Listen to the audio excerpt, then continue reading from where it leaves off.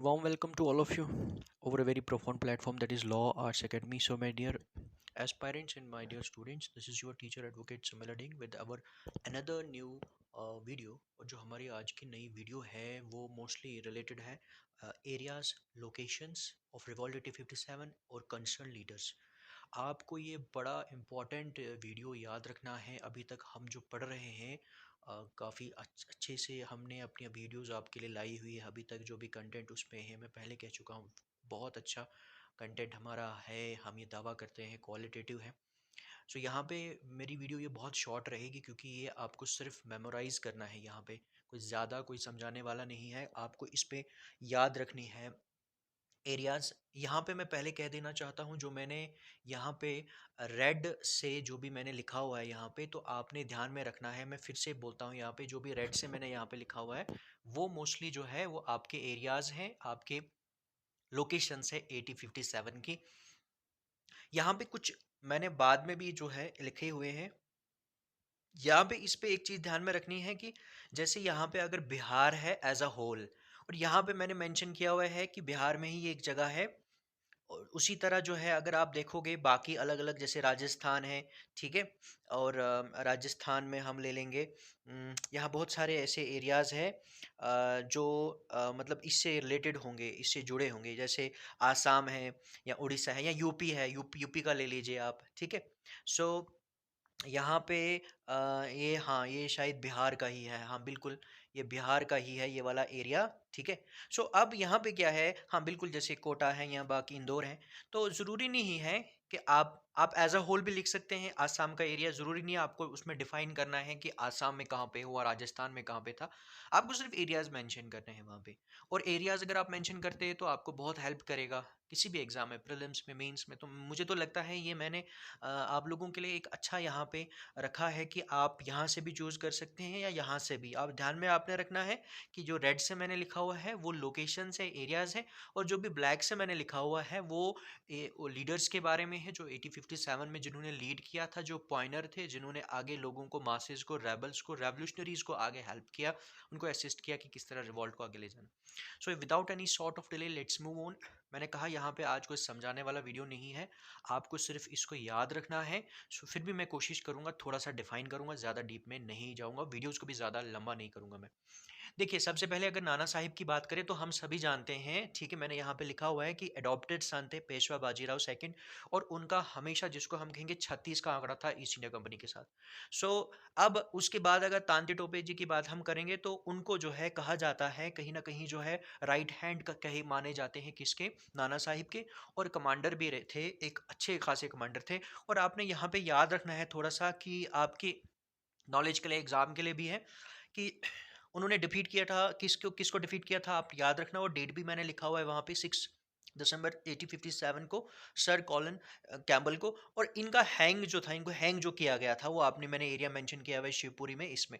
तो यहाँ पे ये कह सकते हैं कुछ हद तक इनकी जो आप जोड़ी, मतलब जोड़ी भी कह सकते हो, जुगलबंदी भी आप कह सकते हैं कि एक अच्छा ये जो थे एक हमारे 1857 के रिवॉल्ट को ज़्यादा सक्सेस करने के लिए उस टाइम में अनलकली वोफुली वो सक्सेस नहीं हुआ, एक अलग बात है। मगर कहीं न कहीं एक अच्छा खासा जो है ब्रिटिशर को उन्होंने जो है एक जिसको हम कहते हैं एक अच्छे काँटे की टक्कर दी थी। तो उसके बाद जैसे मैंने लिखा है राव साहिब है, आज़िमुल्लाह खान है, तो ये आपने लिखना है जो कानपुर में मोस्टली जो लीडरशिप था वो इनके ही कंट्रोल में था। ओके। देन बहादुर शाह की हम बात करते हैं, हम सभी जानते हैं। और उसमें दिल्ली में आया, दिल्ली में फिर बख्त खान को भी आपने मेंशन करना है कि उससे रिलेटेड वो भी थे। तो हम सभी जानते हैं बहादुर शाह जफर की अगर हम बात करते हैं, लास्ट मुगल एम्परर।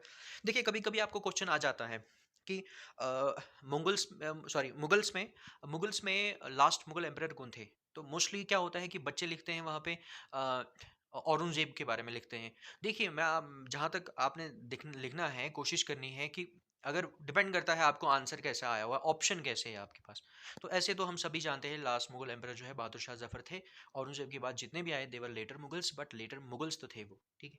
तो अगर वहाँ बहादुर शाह का जिक्र नहीं आता है, इस तरह का क्वेश्चन भी कभी कभी, क्योंकि मैंने कहा एग्जाम का मकसद यही होता है आपको थोड़ा सा आपको फिक्स करना, आपको कहीं ना कहीं उलझाने की कोशिश उसकी होती है। तो अगर वहाँ पे अगर ऑप्शन आपके पास आता है कि बहादुर शाह जफर का जिक्र नहीं होता है, वहाँ ऑप्शंस में नहीं है, औरंगजेब का है, तो ऑब्वियसली आप औरंगजेब भी लिखेंगे वहाँ पे। तो अब यहाँ पे ये चीज़ आती है कि मगर हाँ, प्लीज़, तो ऐसा तो मुझे नहीं लगता कि क्वेश्चन आएगा, हमेशा वहाँ पे ऑप्शन बहादुर शाह जफर का होगा ही होगा। ठीक है।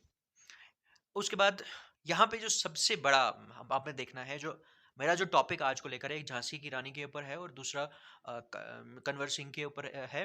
और थोड़ा बहुत मैंने मेंशन किया है बेगम हजरत महल। तो बेगम हजरत महल जो है, अगर हम देखें कि ये चीज़ें ये मेंशन करती है कि इंडिया में किस तरह से ब्रिटिशर को अच्छी तरह जो है उनको कह सकते हैं हम, उनको एक अच्छा कंपटीशन देने के लिए कि फीमेल्स का कितना बड़ा सिग्निफिकेंट रोल रहा। इनका इनका अगर हम देखें, जिनको बेगम ऑफ अवध भी कहा जाता है, जो वाइफ थी, जो मोस्टली लखनऊ जो है, लखनऊ को जो है उस टाइम में was capital of Awadh, Awadh की कैपिटल थी लखनऊ। और वहाँ पे इनको ये वाइफ थी किसकी, माजिद अली शाह की, और जो नवाब थे किसके, अवध के थे। और लेटर ऑन जो है हजरत महल ने क्या किया कि बेगम हजरत महल ने अपने बेटे को कंसिडर कर दिया as a nawab of Awadh. और इनका आपने ध्यान में रखना है कि बाद में जो है वो भाग गए थे कहाँ, नेपाल में। और उनकी डेथ हुई थी नेपाल में, डेथ हुई थी 7 अप्रैल 1879 को। इनका बहुत अच्छा, इनकी जो स्ट्रेटजी जो रही ब्रिटिशर को टैकल करने के लिए, अलग अलग जो जनरल्स थे ब्रिटिशर्स के, उनके साथ इन्होंने एक किस्म का हम कह सकते हैं लोहा लेना। लोहा लेना मीन्स उनके साथ इन्होंने बिल्कुल जो है एक सोल्जर की तरह, एक जनरल की तरह उनके साथ जो है लड़ा। ओके। सो अगर हम रानी लक्ष्मीबाई की बात करते हैं, तो यहाँ पे मैंने थोड़ा सा मेंशन किया है, आपने ध्यान में रखना है कि एक्चुअल में इनका नाम जो है मैंने यहाँ पे लिखा है मानिकर्णिका, आपने नाम लिखना है यहाँ पे। और हम जो है रानी लक्ष्मीबाई के नाम से उनको जानते हैं, या झांसी की रानी भी हम उनको कहते हैं। अब यहाँ पे आपने ध्यान में रखना है कि इनकी जो फाइट जो मतलब अच्छी खासी रही, वो सर ह्यूज रॉस के साथ उनकी रही। आपने यहाँ पे एक चीज़ में रखनी है, जब हम फेलियर्स में पढ़ेंगे ना, फेलियर्स में हम एक चीज़ देखते हैं कि जितने भी ये थे हमारे लीडर्स थे, अ, ये तो थे, इनका अपना एक कंट्रीब्यूशन है, मगर फेलियर्स में जब हम पढ़ते हैं तो वहाँ पे देखते हैं कि इन कंपैरिजन अगर हम करें कि फेलियर का क्या रीज़न रहा as a factor of failure, वो ये है कि जो ब्रिटिश ऑफिसर्स जितने भी थे, they were highly trained skilled soldiers and generals. क्योंकि वो अलग अलग फ्रंट्स पे जाके, अलग अलग जगहों पे जाके, यूरोप में अलग अलग जगहों पे जाके उन्होंने एक्सपीरियंस वॉर को ले चुके थे। वो भी एक रीज़न था। हमारे जो लीडर्स थे, it was a emotional leaders versus a highly well trained skilled with sophisticated weapons. तो वो एक रीज़न बड़ा जिसकी वजह से रिवॉल्ट 57 जो है एक फेलियर रहा। अब इन्होंने, इनके साथ भी अच्छी खासी इनकी फाइट रही। और इनका आपने ध्यान यहाँ पे रखना है कि पर्टिकुलर इस डेट को इनकी डेथ हुई, और एरिया याद रखना है यहाँ पे। ठीक है। कोठाई की सिराही जो कहाँ पे है, near the Phool Phool Bagh of Gwalior. ठीक है, ये एग्जाम में आपको बिल्कुल आ सकता है, वेरी इंपॉर्टेंट। अब एक्चुअल में यहाँ पे बहुत सारे लोगों को लगता है कि झांसी की रानी का खुद का उनका कोई बेटा नहीं था। एक्चुअली जो उन्होंने जिसके साथ शादी की थी, गंगाधर राव जी के साथ जो शादी उनकी हुई थी, उनकी जो वाइफ पहली थी तो उनकी डेथ हो गई थी। उसके बाद इनके साथ मैरिज हुई लक्ष्मीबाई के साथ। लक्ष्मीबाई की खुद की औलाद थी, बट वो कुछ महीनों ही जिंदा रह सके, और अर्ली टाइम में ही वो जो है उनकी उस बच्चे की डेथ हो गई। और उसके बाद उनके हस्बैंड ने क्या किया, गंगाधर राव ने, उन्होंने अडॉप्ट किया अपने कजन का लड़के को, और जिसका नाम क्या है, जिसका नाम था आनंद राव। और बाद में आगे नाम चेंज कर दिया था। बट ब्रिटिशर ने, क्योंकि हम सभी जानते हैं और मैं आपको काफ़ी पढ़ा चुका हूँ पीछे भी, मैं पहले ही कह चुका हूँ, बार बार अभी भी कहता हूँ, मेरी सारी वीडियोस को 1 2 3 जितने भी वीडियोस मैंने अभी बनाए, प्लीज़ प्लीज़ उनको अच्छे से समझिए, अच्छे से सुनिए, और उसके बाद टॉपिक्स पे आगे और आइए। आप सीधा jump of third video, fourth video या ये वाली वीडियो पे करेंगे तो आपको समझ नहीं आने वाला कुछ भी। तो उनमें मैंने काफ़ी डिस्कस किया हुआ है, अच्छी तरीके से आपको समझाया हुआ है वहाँ पे। तो डॉक्टर फिलिप्स में जो उन्होंने, डॉक्टर फिलिप्स जो उन्होंने किया था उस टाइम में, एनेक्स किया था बहुत सारे स्टेट्स को, तो वहाँ पे ब्रिटिशर ने उसके अकॉर्डिंग जो है इनको अडॉप्ट करने नहीं दिया। ओके। सो उसकी वजह से, जैसे उसने कहा था कि मैं झांसी नहीं दूंगी, मैं झांसी लेने नहीं दूंगी, उसने उस एरिया की बात की थी झांसी की रानी ने, लक्ष्मीबाई जी। ठीक है। तो लक्ष्मीबाई ने यहाँ पे क्या किया कि एक जो है एक अच्छा खासा फाइट, एक अच्छा खासा टफ कंपटीशन किसको दिया, ईस्ट इंडिया कंपनी को दिया, ब्रिटिश आर्मी को दिया। ओके। सो यहाँ पे बड़ा इंपॉर्टेंट आपके लिए बन सकता है, इसको प्लीज, मैंने वही कहा, मैं वीडियो बहुत शॉर्ट करूंगा आज, क्योंकि ये आपको सिर्फ रिमाइंड करना है, याद रखना है। यहाँ पे आप पूछा भी जा सकता है आपको कि कहाँ पे जो है एक्चुअली में उनकी जो है वो डेथ हुई थी। देखिए, मेरा फंडा यहाँ पे यही नहीं है कि आपको मैं ना बिल्कुल एकदम ऑड तरीके से मैं आपको, जैसे मोस्टली मैं आपकी एक बात रखना चाहूंगा आप लोगों के सामने, कि बहुत सारी ये चीजें ऐसी चल रही है कि बच्चों को ट्रिक्स दिए जाते हैं। मुझे एक चीज बताइए कि हर एक बंदे का किसी टॉपिक को, डेट्स को, एरियाज को, लोकेशन को, नाम को रखने का अपना अपना एक कोड होता है हर एक का। मेरा अपना एक कोड है, उसको फिर डिकोड करने का भी अपना एक तरीका होता है। आप किसी को सुनेंगे, उसको फॉलो करेंगे उस तरीके से, उस टाइम तो बड़ा मजेदार आपको लगेगा कि देखो कितने अच्छे तरीके से इसने ट्रिक्स बताई। अब मैं ना ये पर्टिकुलर नाम, ये पर्टिकुलर लोकेशन, पर्टिकुलर बैटल में ऐसे याद रखूंगी या रखूंगा। बाद में जब एग्जाम में लिखने की बारी होती है ना, वहां तोते उड़ जाते हैं बच्चों के। क्यों? क्योंकि वो क्या करते हैं, किसी और को ट्रिक्स के, किसी और की कोड को डिकोडिंग करने की कोशिश करते हैं, ट्रिक्स को फॉलो करने की कोशिश करते हैं। देखिए, ये तो आप तक है। हमेशा कोशिश कीजिए हिस्ट्री में मोस्टली जहां पे आपको डेट्स आती है, बैटल्स अगर नहीं आती है, समझ आपको याद नहीं रहती है, ठीक है, तो उसके ऊपर अपना एक कोड लगाइए। अपना एक तरीका होता है हर किसी का याद करने का, कॉपी के थ्रू उसको लिखने की कोशिश कीजिए। सबसे बड़ी चीज है, बार बार उसको जितना आप लिखेंगे, जितना आप बोलेंगे उसको, जितनी बार उसको देखेंगे, बोलना, देखना वर्ड्स को, और उसके बाद उनको रिपीट करना और लिखना, वो ही पहला स्टेप होता है आपको किसी चीज को जो है मेमोराइज करने के लिए, और उसके बाद एग्जाम में इसको रिकॉल करने के लिए। तो किसी के ट्रिक्स को, किसी के वो एकदम ऑड वे पे मत जाइए, ठीक है। तो आप तक है ये, आपने खुद जो है वो याद करना है, अपना एक तरीका बनाइए। किसी के तरीके को फॉलो करेंगे, वो जल्दी आपको उस टाइम बड़ा अच्छा लगेगा, आपको इजी लगेगा, बाद में वो कभी रिकॉल हो ही नहीं पाएगा एग्जाम में, ठीक है। So that is up to you, आप कैसे रखते हैं, ठीक है। मैंने वही कहा, एक ही तरीका है। अगर लक्ष्मी बाई के बारे में आप लिखते हैं, उनका नाम लिखिए पहले, क्योंकि जब तक आप राइटिंग नहीं करेंगे ना, ठीक है, आप पढ़ रहे हैं, फोकस है, क्योंकि आप जल्द जल्दी में आप करेंगे तो वो तो काम नहीं बनेगा। तो मैंने वही कहा, किसी चीज को पहले लिखिए, उसके बाद उसको ध्यान से पढ़िए, लाउडली बोलना है आपने लिखते लिखते, और उसके बाद उसको देखना भी है, अच्छे से आइडेंटिफाई करना है। डेट्स को आपको बिल्कुल जैसे बच्चों को हम शुरू में कहते हैं अल्फाबेट्स को, या बाकी जो नंबरिंग होती है उनको बच्चे आइडेंटिफाई करो, ठीक है। वो बोलता भी है, आइडेंटिफाई भी करता, फिर ही उसको याद रहता है। वैसे आप भी कोशिश कीजिए, वो तो फिर तो कोड लगाने की जरूरत भी नहीं पड़ेगी आपको, ठीक है। कोड लगाने का मतलब मेरा है, कोई अपना एक तरीका होता है हर किसी का, डेट्स को या बाकी चीज़ों को याद करने का। उसके बाद यहाँ पे ये तो ठीक है, इतना ज़्यादा आपको पूछेंगे नहीं कि उन्होंने जो अडॉप्ट किया था उसका नाम क्या था।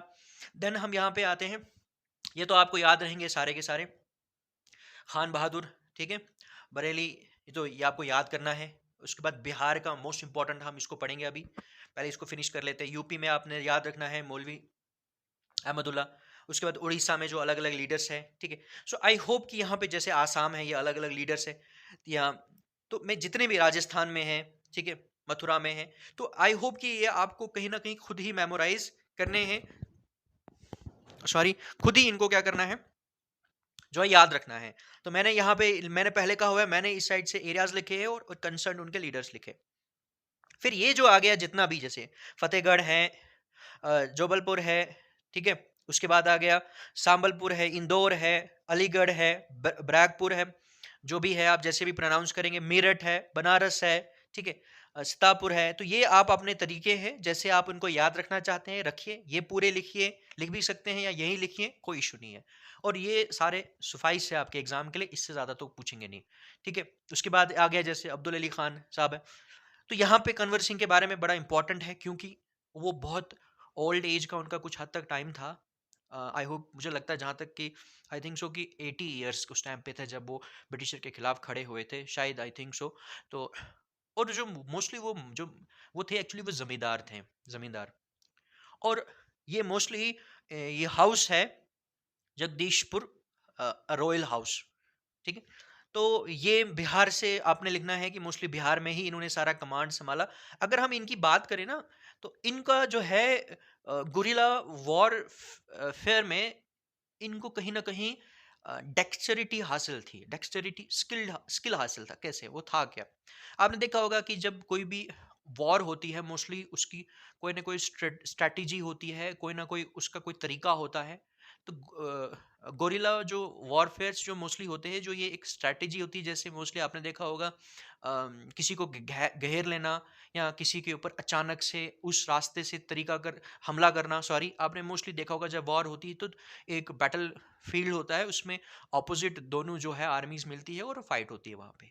बट उसके अगर थोड़ा अदर देन दैट अगर जाए कि आपने उनको घेर लिया है, एम्बुश आ गया या बाकी चीजें, या उनको जो है तबाह करने का आपने अलग से तरीका फॉलो किया, वो रास्ते से जहाँ जा रहे हैं आपने रात में हमला किया या कोई भी, तो उसको मोस्टली हम स्ट्रैटेजीज ये वॉर की होती है, इनको गोरेला वॉर वॉरफेयर कहते हैं। तो उसमें ये मोस्टली उनकी महारत उनको हासिल थी, किसको?